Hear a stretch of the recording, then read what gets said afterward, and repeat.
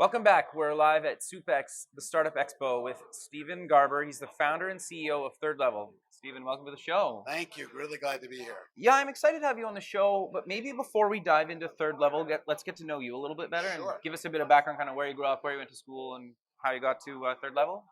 Okay, so I'm from Boston, Massachusetts, originally actually Belmont, Very cool. which was right next to Cambridge. So I Sure. grew up in that kind of community, a bus ride away. Nice. Wonderful place to grow up.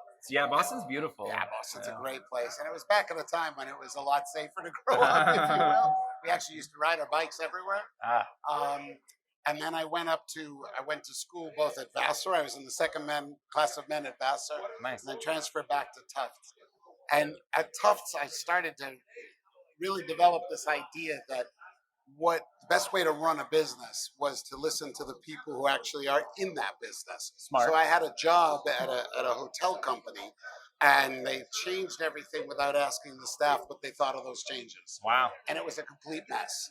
Sure. So I wrote my thesis about the how you do change in an organization and it actually used to be called worker control. And that was not a good thing to say to people. Yeah, that's a weird title. Right. That was what the title, that was what the genre was called. It's now called empowerment. But it's the same idea that the people who actually serve your customers or who do the blocking and tackling of your business, Sure. those are the people that you should really at least listen to understand what is going on and what an effective a change will be. Sure. So that led me to, believe it or not, I went over to Amsterdam and I lived and worked in Amsterdam for 7 years. Nice. Ended up with my own businesses and became a boss. Okay. So I learned about the other side of it is like managing people. Right. In fact, if they don't like you in Amsterdam, they wish you lots of personnel. That's the biggest curse they can give you. Came back to the U.S. and then got into personal growth. Okay. Took a year off. Got into my personal growth. I had great success, great failure, great success, great failure. Wanted to know why. Okay. So I took a sabbatical year, went on my own journey, and ended up deciding that was the work I really wanted to do, which is personal growth, helping people realize their potential. And then people would say, "Could you do this for my business?" And I got to marry my two passions: developing people and doing better business. Got real lucky over in London. Long story, that my first big break was a water utility there. Okay, And we did, very unusual set of circumstances, and became the coach to the CEO and the executive team. And they had a goal to transform the company from the worst in the UK to the best in the UK in 3 years. Wow. And we did it in 18 months. Very cool. And they did the strategy and the operations. I did the people and the culture. And we've been best friends ever since. Unfortunately, he passed away last year, but I'm godfather to his two daughters, and it was the biggest gift ever because I created my career. Sure. So that's a little bit about me. I'm married very happily. My daughter just gave me my first granddaughter. Very first cool. grandchild. Congrats. That's fun. Thank you. It's totally. They say grandchildren. Yeah. Oh my God, how wonderful! So that's great. It was wonderful. So I want to dive into Third Level. What exactly do you guys do? You kind of quickly covered it, but let's dive a little bit deeper into that. So what we are is an organization that supports positive transformation for teams and companies. Okay. So what we do is coach, facilitate, and consult to companies on what's your vision, where do you want to be, what's the culture that you're working with, and what's your part in that culture. So it's really about making a difference to the business, making a difference to the organization, which we believe is team oriented. How do we work together? And that comes from individuals being self-aware, owning their part in what's working and what isn't, and taking responsibility, whatever part that change is. It might be 1% you and 99% others, or 50-50, or the other way around. It doesn't matter. It's if you come at it from the point of view of, I have a part in this, then you can make that change. If they have a part in it or you have a part in it, then you're not taking that responsibility. So we do coaching, we do offshore, offsites, we do regular meetings with teams. But our thought is that in today's world, the more digital the world is, actually, the more relationships matter. Like in-person relationships, or just like because obviously if people are in a different city or country, how do you make sure they have a good relationship? It's a great question. So I do actually believe that if a team is really working together as a team, they they're best served to invest in occasionally actually In physically person, getting okay. together. I don't think anything changes that. So as an Agreed. example, a coaching relationship, I'll say just meet once so that we have this.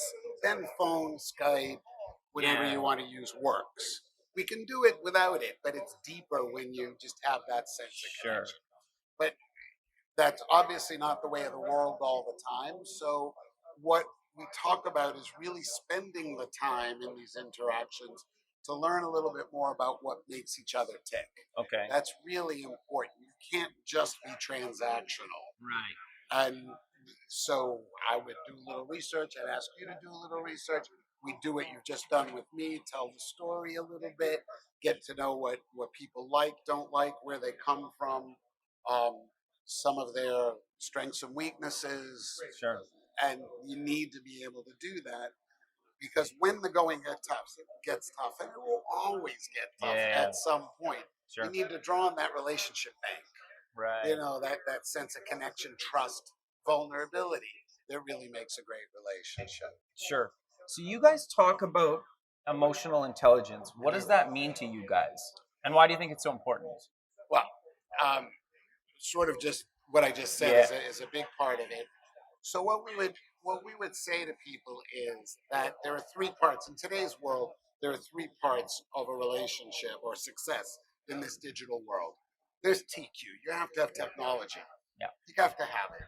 I am not the guy to help you with that. And IQ, you need smart people.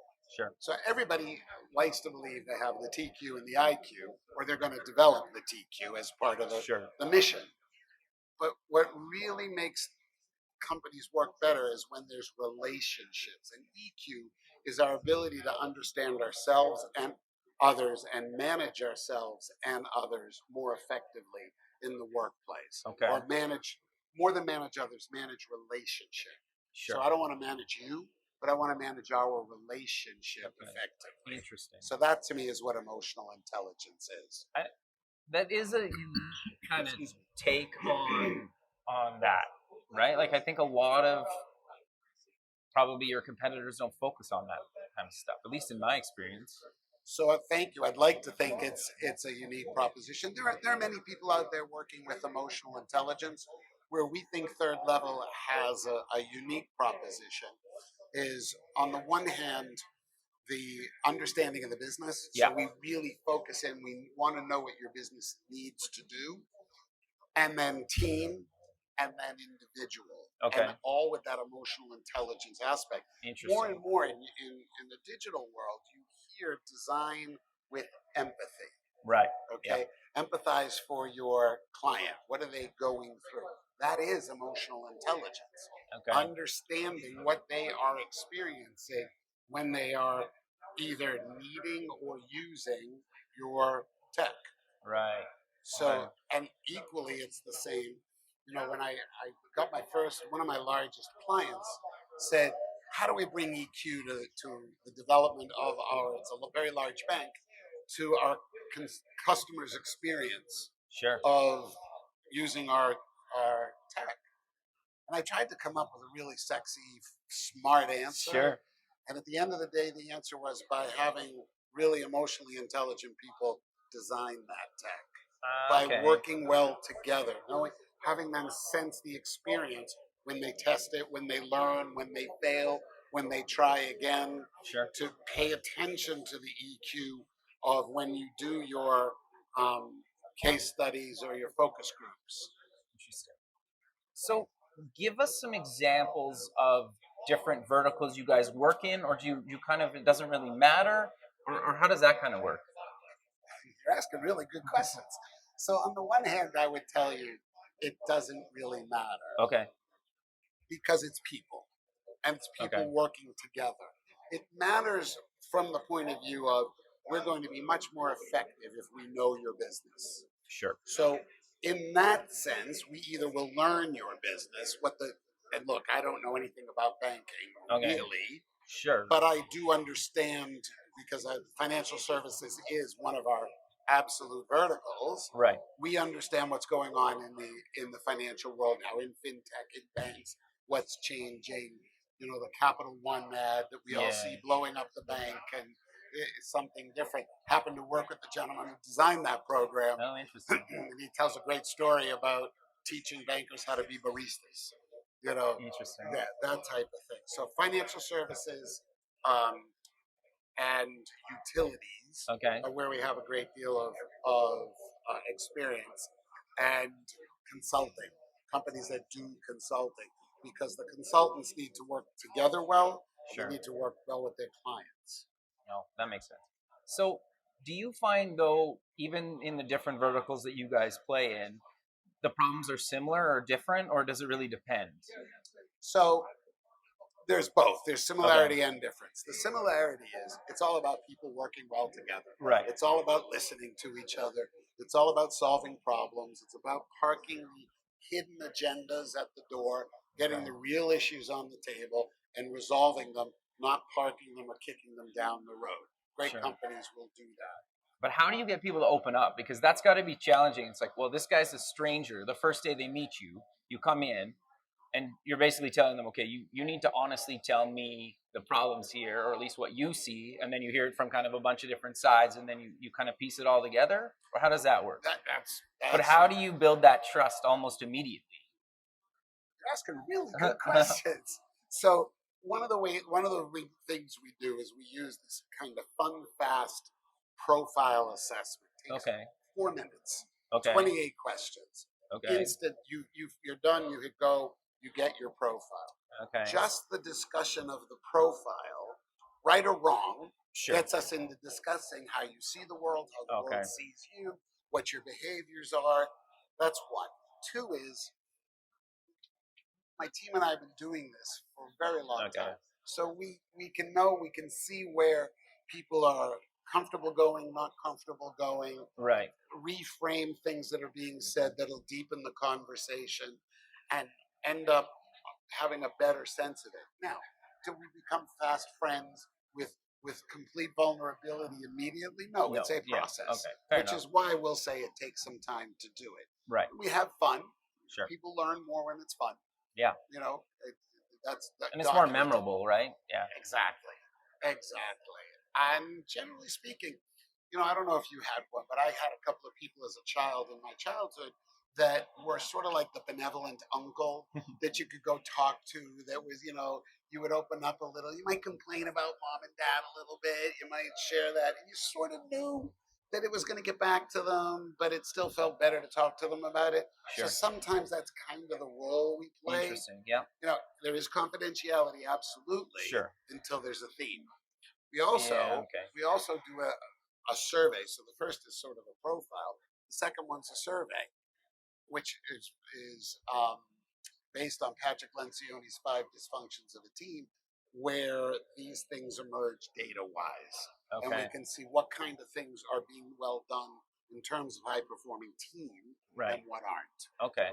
And then how do you bridge the gap between the different generations? Because obviously different things motivate different, types of people and in their different generations. So you're absolutely right. Diversity is a very big part of what we need to be sensitive to. Sure. So that diversity is generational, it's obviously cultural, gender, it's cultural, it's educational.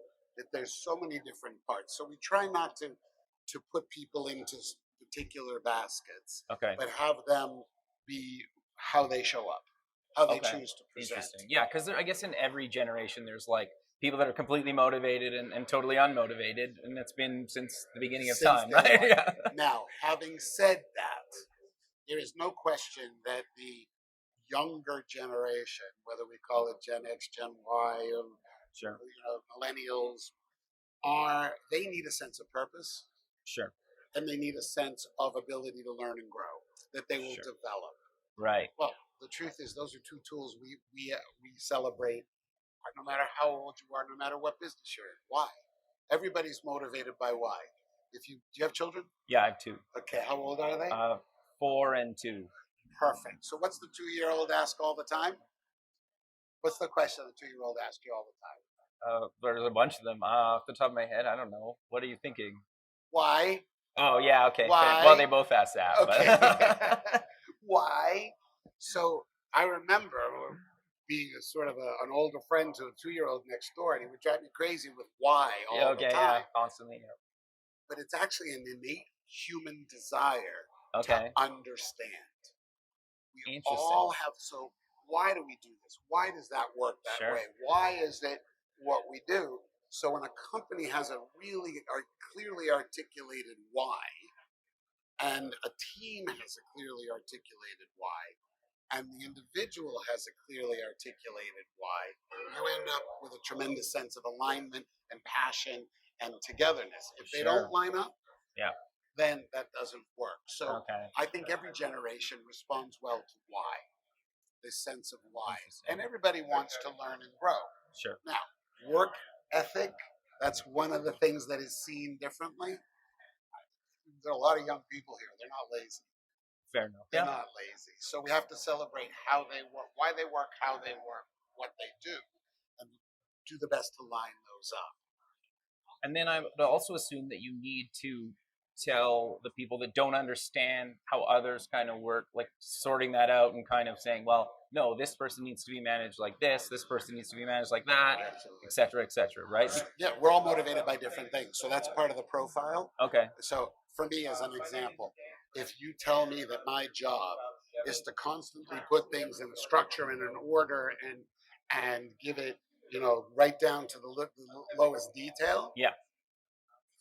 I mean, don't ask me that. But if you ask me to do what I'm doing with you now, talk about what we do, connect with people, facilitate a room, I couldn't be happier. Now, some people, public speaking, and you talked Sure. about that for Yeah. yourself. Some people, the idea of really connecting with another person, I don't want that. But you tell them, look, I want you to give me a process that gets me from here to here, and outline the steps so it's repeatable and sustainable, Right. and then there are people. So I need people around me that love that. Right. Okay. Totally. If you want someone who's going to think about, here's one that drives a lot of people crazy. Well, what could go wrong? Let's talk about what could go wrong. Let's talk about, have you thought about the impact this might have on that? Well, you're ruining the vibe, dude. I want to just, Sure. but they're incredibly valuable. Sure. Yeah. So to have somebody on the team that we all say, okay, tell us what could go wrong. Give us the risks that we're taking. We're all up there and all the great ideas and the connection and the passion. It'll save us a lot of time and money. So rather than that being a negative, how do we celebrate that? So we'll call those things up to consciousness, Okay. and to have them be celebrated rather than avoided.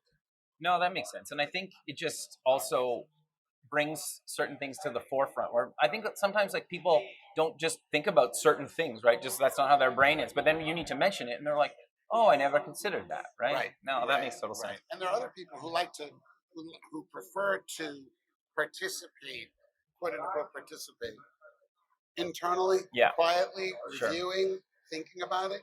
Now that could be interpreted as disengaged, or something's wrong, or not real involved. Excuse me. But actually, it's just their way of working. So you have to learn to ask them. So what do you think? They'll almost always tell you. Right. They just won't volunteer. Yeah. Okay. So understanding who they are and then trying to say, oh, this person needs me to ask for their opinion instead of just like waiting for them to give it to you. I guess that's a really simple example. Yeah. But if you figure that out about it's all the people on your team, or at least your C-suite, then at least they understand, right? Oh, like to engage with that person, I need this, and this from them. Right. Yeah. And you said C-suite, which is actually our sweet spot in a lot of ways. But really today, it's project management teams. It's Okay. the groups that go off into their agile labs, or working in their huddles, or whatever verbiage you use. But so much today is done by project teams. Right. Let's go off and do that. Those are the places that it's actually a lot of fun now to say, okay, guys, this is your job, and it's going to be a lot of fun and it's exciting. Well, let's be sure we're a high performing team so that we can do this more quickly and more effectively through the teamwork. No, that makes a lot of sense. But we're kind of coming to the end, so let's close with mentioning where people can get more information about you guys. Great. Thirdlevel.com, spelled out THIRD, thirdlevel.com. We're very active on LinkedIn as Third Level, as well as Stephen Garber, all one word with a PH there. Perfect. Yeah. Well, Stephen, thanks for taking the time of your Thank day to be on you. the show, and sure we'll keep in touch and talk soon. I hope so. Thank All right. you very Thank much. you. Really Okay. enjoyed it. Bye. Great questions.